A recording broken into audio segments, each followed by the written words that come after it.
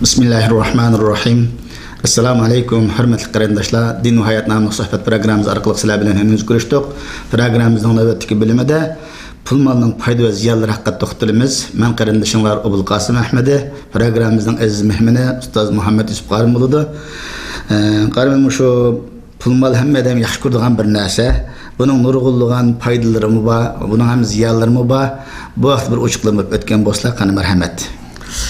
Bismillahirrahmanirrahim. Elhamdülillahi Rabbil alemin. Ve salatu vesselamu ala eşrefil murselin. Seyyidina Muhammed ve ala alihi ve ashabihi ecmain. Amma ba'd.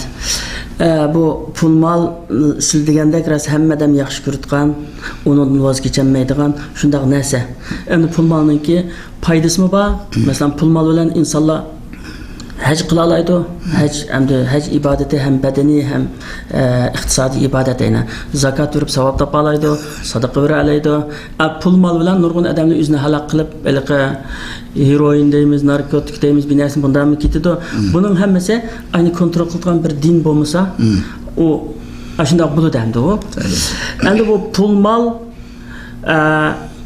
Alloh taolo bandalarga buni hem ne'mat, hem bir sinov qilib berganda.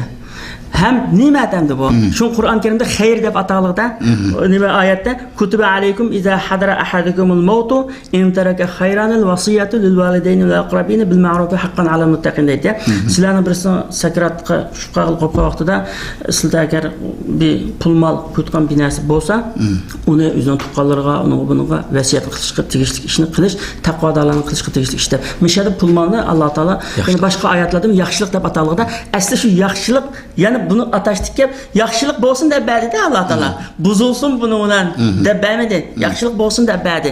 Ama insan üzünü kontrol kılıp Allah Teala'nın dininde çın tumağalık için şeytan gelip ona atımızla azdıgan koşuş, onu azdırıp onu halaketliği apır demdi. Pul mal emdi əsli Allah Teala'nın. Yani bunun nurgun ayetler var mesela. Ve atuhum min malillahillezi atakum deydi. Siləge Allah Teala bəgən Allah'ın meliden birinle Allah'ın bendilerge. Allah'ın melidin bir anla deydi. Halbuki o insanların kuldaki mal o. Ama İslam'da pul malının felsefesi de ülümalı deydi. Pul mal Allah Teala'nın. Ama insana bir nispet verildi Kur'an-ı Kerim'de. Kandan nispet verildi. Cık geldi kilidi mesela. Emvalikum ve anfusikum deydi. Yani bir ayette latublavunna fi emvalikum ve anfusikum. Sile üzünla bilen ve pul melenle sınav kılınızla, imtihan kılınızla. Pul melenle dedi. Neydi pul melenle deydi o? Ayette Allah'ın meli deydi. Asli bir mal. Endi ayeti ki Allah Teala'nın digini iqtidarçılık taraftan, bir iş taraftan Allah Teala'nın ama işletiş, menfaatleniş taraftan, amanet taraftan insanga Allah Teala'nın belgini bir amanet emdi. Amanetni yuturayotgan adam qanday qilib to'laydi tushunamam. Amanetni joyida abdan saqlasin mukofotlaydi. Yuturasa jazosiz bo'lib keladi. Shunga o'xshash endi bir amanet va bir manfaatlangan narsa shunga bu yerda melanglar degan endi oyatda. Endi pul mal endi yaxshilik deb ataganda ne'mat endi katta bir ne'mat endi joyida ishlatilgan. Rasululloh bir hadisda degan ya, ni'mal malus solih Abdus salih. Yaxshi odamga yaxshi mal nima degan yaxshi. Kashki yani pul asli yaxshi endi. O Alloh taolo yaxshilik deb berdi ya. Yetarki biz abdan bo'lsak, biz o'zimizni Alloh taoloning dinining ichida shu dinning kontrolida tutib ayda qilsak, shu pul malni yaxshi ishlatib shu Abdus salih bo'la olamiz endi. Endi ibodatda ketkizib qo'ydigan adamlar bo'ldi. Lekin nurg'un jiq adam pul malda ketkizib qo'ydi. Masalan, endi ibodat degan pul ketgan ibodat bo'lmagan ekan, roza tutsa 30 kun roza tutdi, kunab qolgan ekan, qiladi uni. 5 vaqt namozni o'qiydi. Hozir biz o'ylab boqaylik masalan, jamiyatimizda 5 vaqt namoz o'qiyotgan, rozani tutadigan, jiq ibodatlarni, nurg'un ibodatni qilgan adamning sonidan zakat birtgan adamning soni az. Har qanday jamiyat shunday zakat birtganlar az. Nima uchun? Berganlarning nayt ash yili mekir bilan birta masalan do'konda o'tmay qolgan mollarni pulga hisoblab, qimmat pulga hisoblab, kambag'allarga taqitib berib, anim qilib. Shuna bilan %2.5% biz ado qildik deb bunday o'ylaydi. Ammo u Alloh taolaning bunday oldiga bo'lmaydi, haqni oldigan bilan. Bu %2.5% degan gap emas-da. Shuniki eng az miqdori Tamamdır. Başınыңdan tüyen bolsa kubul bolmaydı degan gap. Yani binasının en aş lübege kip kalganını kılmaslık gerek endi. Mesela bir yerden aytı bir dengizning buyda bir yanın kaçta maşinanı to'xtatib qo'ysang, ma yanın kaç to'xtatsang maşinaga chiqib ketadi desam de adam aş illa ki şu yanın peşki berip to'xtatish kerak emas endi o. Ming'iroq to'xtatadi endi qilmasdan o'zini saqlash uchuncha. Ammo shu bir fasildan de o aşından tüyen bolsa kubul bolmaydi. Asli ondan qanchalik jiqroq bir masalan shu nima dema Qurbanlık kılışta adette bizde burundan tatip bir öyle bir tane qurbanlık kılıp kelgen. Resulullah'ın hadislerini okuyumuz. Resulullah 10 neçe qurbanlık kılganlıkını. Hatta bir kançı en az yani 3-4 qurbanlık kılganlıkını hadislerde görürüz mesela. Qurbanlık kılıp aşını kesip kemberliğe apırıp durdu. Ama bizde bir ne degeni bir ada oldu mu biz hemen nersede en tüvende tutuyorlar. Hatta Kur'an-ı Kerim'in özümün Allah Teala yani seni üzerinin qaziga solab bas ammaydi sizlar ammaydigan narsani Allah'ın qaziga beramizlar. Şuna mesela pul malga kelgan vaqtida nurg'un inson pul malni ketkizib qo'ydi. Endi buningda pul mal to'g'risida yana bir qissa bor. Necdilik bir adam Aşa ibni Qutayba degan bir adam ekan. O adam şu 90 yaş kirib qolgan adam deydi. Endi nəhayət jasomatli kuchli adam emas.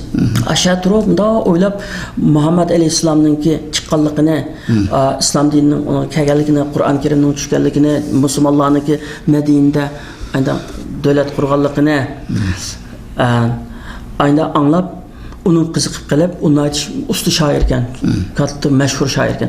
Aş yo'l bo'yi aş Najddan aş Rasululloh qishga kelman deb aş kelib nurg'un she'rlarni o'qib Rasulullohni madhiyalab shunda keltganda, kelib endi o'sha Makkadan o'tishga to'g'ri kelgan endi. Makkadan o'tgandan keyin Abu Jahl qatorliq aş Qurayshdikilar u odamning kelganini bilib qilib, endi o mashhur odam bo'lgandan keyin shuni bilan uni ta'sir va odam shu muhim hozirgi dunyoda shunday ta'sir va odamni qo'rqidi. Shuni bilan buni Tusab qog'oz kelgan. Uchralik gap qilgan dastlabda qara. Bu Muhammad menda chiqdi.